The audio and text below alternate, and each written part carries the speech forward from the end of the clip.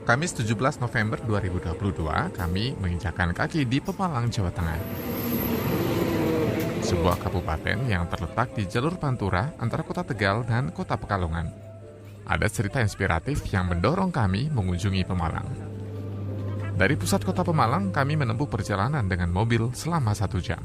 Menyusuri jalur Pantura ke arah timur, kami kemudian memasuki kawasan permukiman di bagian utara. Nampak deretan permukiman sederhana yang cuacanya terik dan panas karena letaknya yang sangat dekat dengan pantai Laut Jawa. Tujuan kami adalah Desa Kertosari yang masuk kawasan Kecamatan Ulujami. Desa ini berada tepat di bibir pantai. Area desanya dibatasi dengan persawahan yang sudah tergenangi air rob, fenomena yang banyak ditemukan di sepanjang Pantura Jawa Barat dan Jawa Tengah. Sebuah gapura desa berwarna coklat menjadi penanda keberadaan desa ini. Jalanannya telah diaspal dengan kondisi rusak bak kubangan kerbau. Menganga besar dan dipenuhi air sangat berbahaya bagi penduduk desa yang mengandalkan sepeda dan sepeda motor untuk bermobilitas. Tempat pertama yang kami kunjungi adalah Balai Desa. Di sini kami bertemu dengan Abdullah, sekretaris desa atau biasa disebut Carik. Disinilah cerita itu dimulai. Desa Kertosari baru saja menyelesaikan pesta demokrasi di wilayahnya, yakni pemilihan kepala desa. Minggu 9 Oktober 2022 lalu, penduduk Desa Kertosari menggunakan hari itu sebagai hari besar untuk menentukan pemimpinnya selama 6 tahun mendatang. Kepada Radio El Sinta, Carik Abdullah menceritakan bagaimana proses demokrasi di tingkat terkecil berjalan di desanya. Jadi Pak Supriyanto menangnya berapa persen Pak dibandingkan dua calon yang lain? Mutlak, Pak. Mutlak. Iya. Berapa sih Pak warga sini Pak? Pemilih 3.100 berapa? 3.124. Nah. Sekitar segitulah. Nah, Pak Supriyanto mendapatkan Pak Abdul Hamid itu mendapatkan sekitar 500-an. 500. Iya. Sementara Pak Supriyanto 2.100 lebih ya Pak ya? Iya. Jadi gede banget. Iya. Lantas apa yang membuatnya berbeda?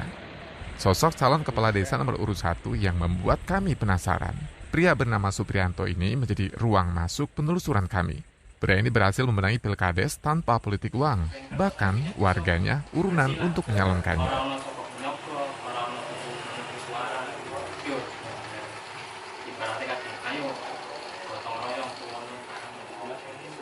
Saat acara penyampaian visi dan misi, Supri menyebut dirinya akan berfokus pada pembangunan di desanya. Supri juga akan memajukan pembangunan di desanya dengan memanfaatkan teknologi informasi dan komunikasi untuk optimalkan pembangunan. Saya Supriyanto, calon kepala desa Kertosari tahun 2022, mempunyai visi agar terwujudnya desa Kertosari yang sabar. Sabar artinya sehat, aman, berdikari, adil dan religi. Untuk itu saya dalam kesempatan ini mohon izin. Pesta demokrasi kecil itu nampak jelas di Desa Kertosari. Ruang partisipasi publik terlihat dengan terlibatnya masyarakat secara langsung menciptakan pemilihan yang bersih. Masyarakat Kertosari sepakat tak mau ada politik uang dalam pemilihan kepala desanya. Dari Balai Desa, kami memutuskan berkeliling desa yang mayoritas penduduknya adalah petani bunga melati.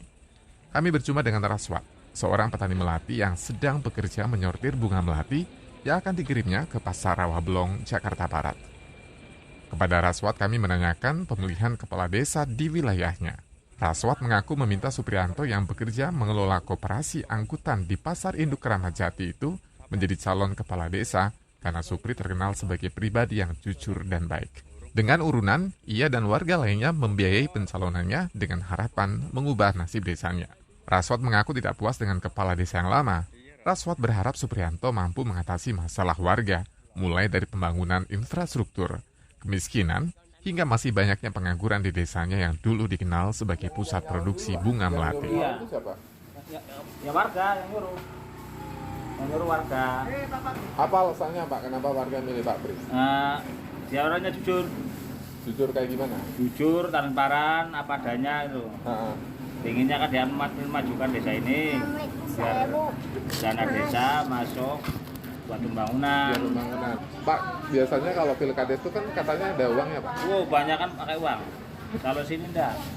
Alhamdulillah dia kan nggak punya uang, kasihan. Terus keluarga gotong royong, beli aja diangkat.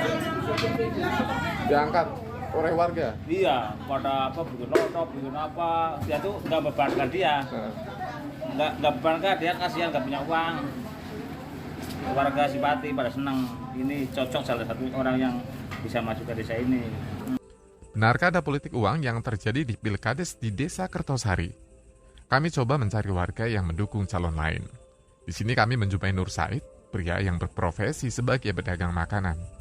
Di teras rumahnya, Said dan istrinya membuka warung kecil yang menjajakan pecel dan panganan lainnya. Said mengaku mendukung Abdul Hamid, calon kepala desa nomor urut 3 yang notabene adalah petahana. Dengan sungkan, Said mengaku mendapatkan uang yang disebutnya sekedar uang sarapan dan uang rokok yang tak mau disebut nominalnya. Ya. Kalau Bapak kenapa milih Pak Hamid, Pak? Ini kakak beradik. Oh, masih saudara. Ini dong apa sarapan atau apalah? Enggak? Ya, minimal uang ganti sarapan gitu. Ya paling Buat jajan sehari. Jajan. Ya, lumayan. Berapa, Pak? Paling sekedar paling 50 ada. ya sekitar kurang lebih segitu. Ya lumayan lah ya. Lumayan. Kan seharian nggak kerja. Juga 10 sekarang kan Ya. udah 22.000. Nah, oh uang rokok. Iya. Mahal kan. Oke. Apa-apa kan. Saat pemilihan kepala desa, calon nomor urut 1 Suprianto mendapatkan suara mayoritas. Supri menang telak dengan jumlah suara mencapai 2.122, sementara pesaingnya Nurjana memperoleh 9 suara dan sang petahana Abdul Hamid mendapatkan 574 suara. Suprianto mengatakan dirinya akan bekerja untuk masyarakat, terlebih beban ekspektasi tinggi dari warganya yang mengharap ia mampu menjadi jembatan kemakmuran warga. Supri mengaku akan menempatkan masyarakat sebagai objek utama pembangunan dengan melibatkan warga dalam setiap pengambilan keputusan. Ketika mengambil kebijakan atau apa yang mau kita lakukan, ya tetap kita dasari dengan musyawarah mufakat dulu lah dengan masyarakat, dengan lembaga-lembaga yang ada. Ya pertama saya mau ngobrol dulu sama perangkat yang ada lah ya, karena kan perangkat ini disorot banget sama masyarakat, masalah terutama masalah kedisiplinan waktu, terutama itu. Kalau dari awal saya belum gak percaya saya jadi kepala desa, tapi itu udah menjadi tugas akhirnya ya apapun ceritanya tetap kita akan melaksanakan sesuai dengan tupoksinya. Yang ke depan ya tetap kita akan kerja sesuai dengan tupoksinya dan intinya biar bisa diketahui. Iya berusaha transparan. Dari Ulujami Pemalang, kami kemudian menempuh perjalanan 15 km arah timur Pemalang, yakni Kota Pekalongan. Di Pekalongan kami menemui budayawan yang juga dosen di Universitas Pekalongan, Ribut Afandi. Ribut menyebut pemilihan kepala desa di Kertosari sebagai bentuk perlawanan warga yang lelah dengan praktik birokrasi koruptif. Ribut melihat warga Kertosari memiliki kesadaran diri membuat perubahan dengan memulai demokrasi tanpa embel-embel politik uang yang justru akan menyengsarakan rakyatnya. Jangan salah, diskusi mereka lebih dalam ketika ngomongin soal ini. Ngomongin soal politik itu dalam banget. Dan saya sering terlibat dalam diskusi mereka. Mereka sebenarnya sudah bosen dan sudah ingin mengubah sistem yang ada. Cuman mereka kan nggak punya kewenangan. Nggak punya power ya. Ya. Ya. Mereka punya keyakinan Jadi bahwa bisa dikatakan bahwa Kertosari adalah perlawanan dari korban sistem yang koruptif. yes. Dan itu aku yakin suatu ketika kalau ini di blow up besar-besaran, ini akan mengubah cara pandang masyarakat. Dan aku yakin itu akan membuat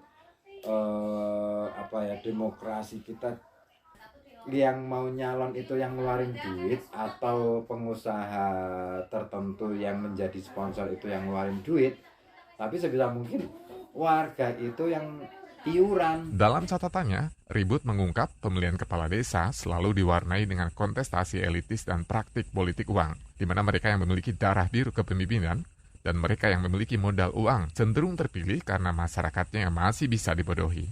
Ribut berharap yang terjadi di Kertosari mampu membuat desa lain di Pemalang, bahkan di seluruh wilayah Indonesia, memiliki semangat yang sama. semangat berdemokrasi yang jujur, dan tercipta kepemimpinan yang transparan serta akuntabel.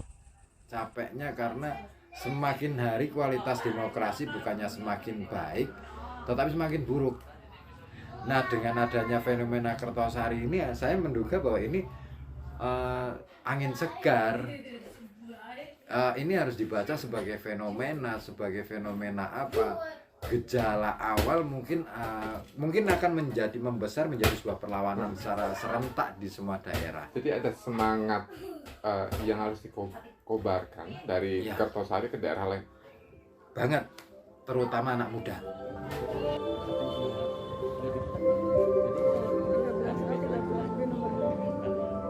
Perjalanan ke Pemalang ini membuat kami berpikir, siapa yang seharusnya belajar dari Kertosari? Apakah hanya desa-desa di seluruh Indonesia saja, atau justru para elitis di tingkat pusat?